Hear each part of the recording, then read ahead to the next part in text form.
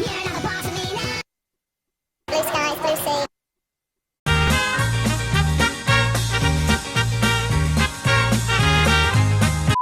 Hello everyone, welcome back to my YouTube channel, and today I am not only going to be giving my reactions to the Champions League draws, I am also going to be giving my predictions for which teams I think will go through. And looking at these draws, I think we are in for some amazing games, some amazing fixtures. We got so many narratives with Erling Haaland returning back to Borussia Dortmund to make a statement there. We got Bayern Munich versus Barcelona, and we know in recent years Bayern Munich have been absolutely torturing and destroying Barcelona. Lewandowski obviously returning back to the Allianz Arena as well, so that's an amazing storyline. We got Milan in the same group as Chelsea. Tomori and Giroud want to prove a statement against their former club.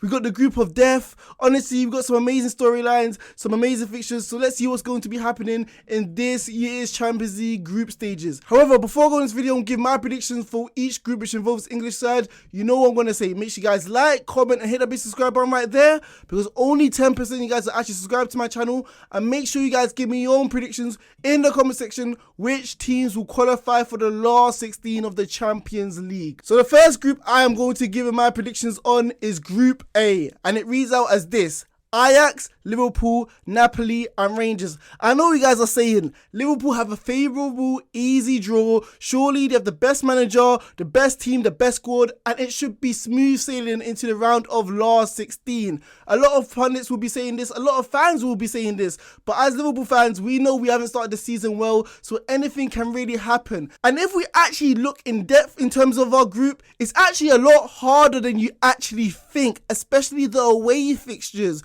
We know going to Ibrox Stadium, the Rangers Stadium, is going to be an electric atmosphere. Their first time back in the Champions League in years. So the fans are going to be up for it, the players are going to be up for it, and we know going to Scotland in a Champions League game, it is never easy. We also know Napoli's amazing atmosphere at their stadium in Italy. We lost there in 2019 in the run to the Champions League final in the group stages, so we know that stadium is an easy place to go and win the game. And Ajax, we know they have Champions League pedigree, so it's not going to be an easy fixture as well. We struggled in the last time we faced them 2 years ago in the group stages, so it's not going to be some easy matches. It isn't going to be smooth sailing, and we aren't going to book our hotels yet in the last 16 because we know anything can happen. And this season, as of yet, what have Liverpool really been struggling in? The away matches, when their atmosphere has been electric and outstanding. We saw at Old Trafford, Liverpool struggled to control the game, dictate play, and they let the occasion get to them, and Manchester United were dominating. We saw Fulham on the opening game of the season, a newly promoted side, use the atmosphere to their advantage to beat us.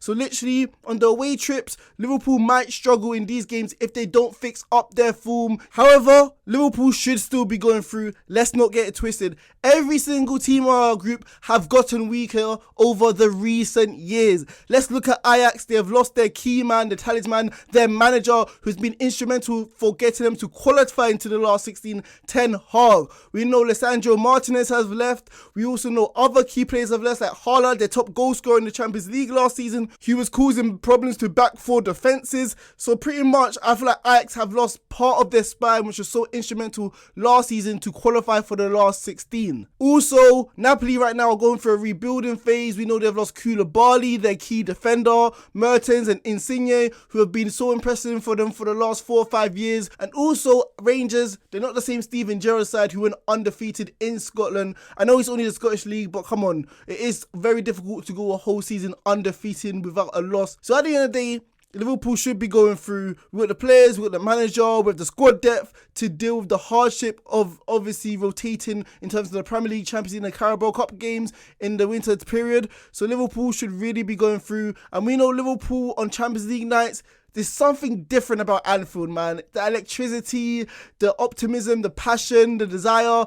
On Tuesdays and Wednesdays, we always display impressive performances, especially at home, and it's going to be a raucous atmosphere. And we know the players this season are very, very motivated to go back to the Champions League final, especially since what happened last season, losing in the Champions League final. So in this group, I actually have, predictably so, Liverpool finishing top with Ajax finishing just below them, Napoli just missing out, and Rangers finishing 4th. So the next group I'm going to be predicting is Tottenham Hotspur, and then the same group as Frankfurt, Sporting Lisbon and Marseille. So let's see what's going to happen. And if you're a Tottenham fan, I think you're going to be delighted, ecstatic, very pleased with the draw we have just seen. Because think about it like this: if we done a blind test and we didn't know what competition this was, and you saw those 4 teams, my guess would have been that it was the Europa League draw. So that just shows within itself how weak your competition is, and with the strength and depth you actually have at your disposal, improving in the transfer market, your squad, you really should be winning this group, no problem at all. I know Frankfurt just won the Europa League last year and performed very good, exceeded expectations. However, this season they haven't started off great as they did last year. Also, we know there's a massive jump from the Europa League to the Champions League, so I don't know how much credit in the bank they have in that department to be optimistic about them that they'll have so much success when it comes to the Champions League, because we know teams like Sevilla, who always win the Europa League, struggle when it comes to the Champions League. So let's see if Frankfurt will be able to deal with this jump. However, in terms of Tottenham Hotspur, they should be coasting through this group, and if they don't, that Antonio Conte curse must be real, because when we know he comes to the Champions League, he doesn't really perform well as he does compared to the league. However, at the end of the day, like I said, Tottenham should be winning this group. Tottenham have improved their squad. Players like Richarlison, who can rotate with players like Kane up front if he needs a rest, or go on that left-hand side when Son needs a rest. We know other players like Bissouma in that CDM role obviously can cover for Højbjerg or Bentancur when they're tired when it comes to Premier League games. We know Perisic is a Champions League winner, bringing that experience to the side, even if they relatively need it, because we know Lloris, Kane, Son, Dyer, etc. have been in a Champions League final, so it's not like they're a relatively new side who will be fearing the occasion when it comes to the Champions League. So I think Tottenham should be really winning this group. Sporting and Marseille are not that strong. I know Marseille, obviously the storylines there with Payet and Sanchez coming back to London, obviously playing for Tottenham and Arsenal, but they should not be beating Tottenham. Tottenham are superior with a great defensive-minded coach who will be able to tactically adjust his team to situations to increase their chances to win.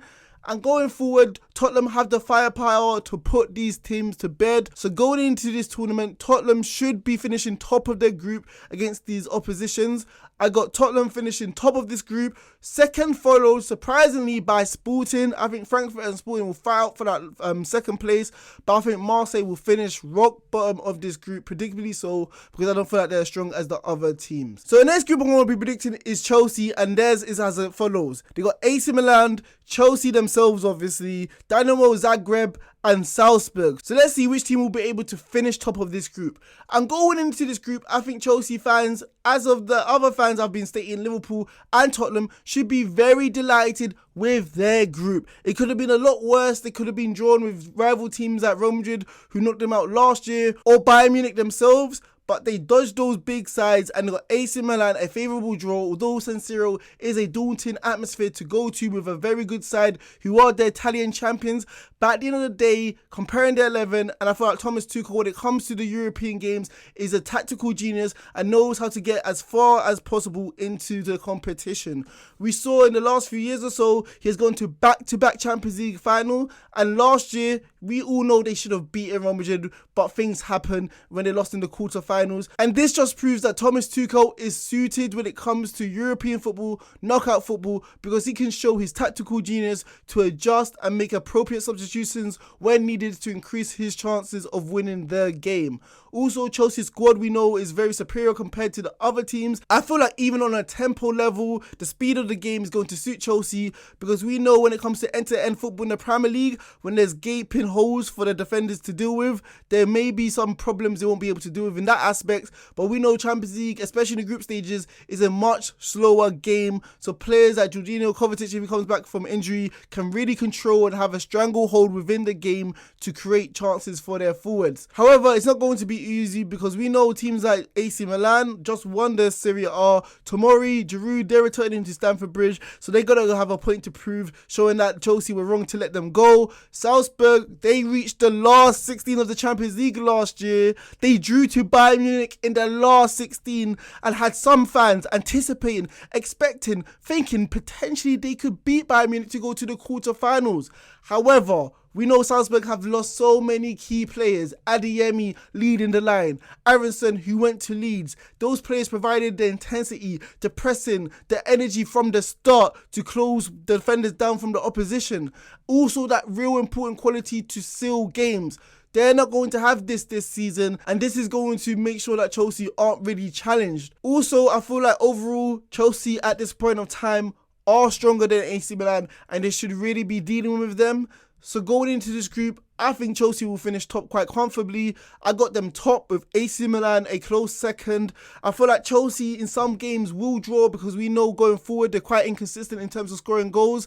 But I feel like defensively they should be sound. The Champions League is quite slow, it's quite methodical, and this will help Chelsea build up from the back, control games, and ensure that the defence is always protected. So I got Chelsea finishing top, AC Milan second, and third place I'm giving that to Salzburg, who will launch into the Europa League. So the next group I'm going to be giving my predictions on is Manchester City's, and their group is as follows: Man City themselves, Sevilla, Dortmund and Copenhagen. So let's see which teams will be able to qualify for the last 16. I know there's some people saying that potentially this group might be a little bit tricky because we know Sevilla and Dortmund on their day could be difficult sides for Manchester City to deal with. We know in the Pep Guardiola era, Manchester City find no trouble going into the last 16 and qualifying top of their group. They usually have a favourable draw, and I feel like their team is so strong right now that if they drew any team in their group, those teams would be dreading to face Manchester City compared to the other way around. Their real problem is obviously winning the competition. It's not qualifying out of their group stage, and this should be a walk in the park for them. We know they're going to be facing teams like Dortmund, and it's going to be a very interesting storyline with Erling Haaland returning back to Borussia Dortmund, the club which obviously was scoring so many Champions League goals at. But at the end of the day, we know Manchester City are going to obliterate them. We know when Haaland was there, Manchester City were the better side 2 years ago, beating them in the quarterfinals. Now Manchester City just stole Erling Haaland this summer and bought him. So what are Borussia Dortmund going to do when they don't have their main talisman who's been able to obviously take advantage of high lines? They haven't replaced him to the stature they have probably wanted to ensure that they could be a threat to Manchester City. So Manchester City should really be winning this group against these sort of teams. Sevilla, we know, are a difficult side as well, but they haven't started the season well either. 2 games, 1 point. So that's quite poor in the La Liga when we know they're notoriously famous to finish around 4th, 5th, 3rd place. And also they have lost so many key players. Koundé to Barcelona, Diego Carlos to Aston Villa. Their defensive foundation has been taken away from them for a fee from other clubs. So how are they going to deal with a plethora of options Manchester City will have at their disposal to destroy them? So I got Manchester City finishing top of their group. It will just be a matter of how many points and how many goals they score. I got Dortmund, surprisingly so, finishing second in my opinion.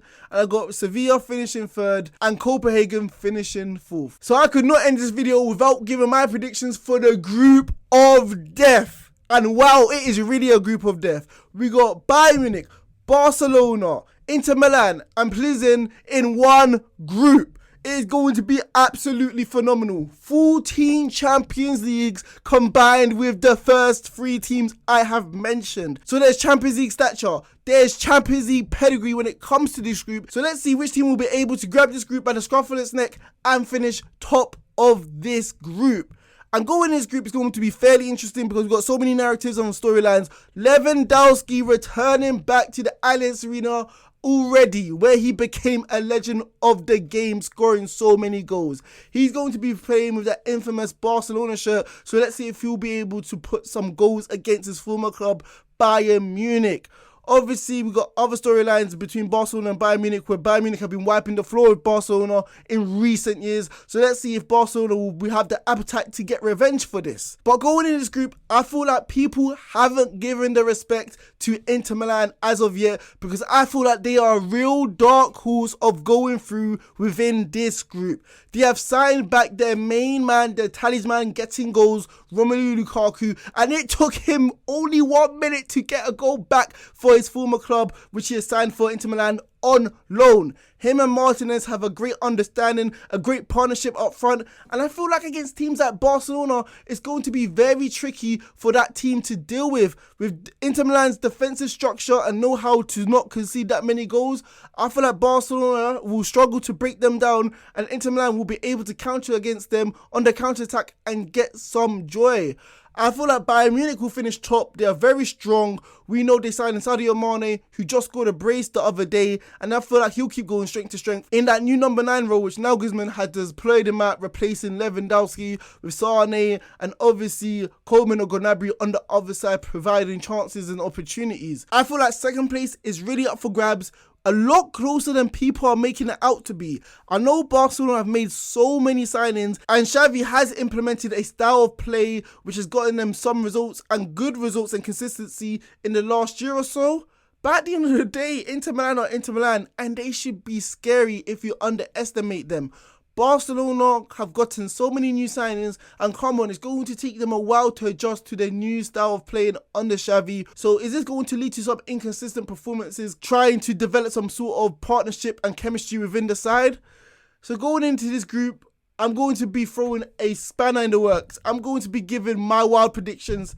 I think Inter Milan will finish second, and for the second season running, Barcelona will be dropped to the Europa League when it comes to this year's Champions League.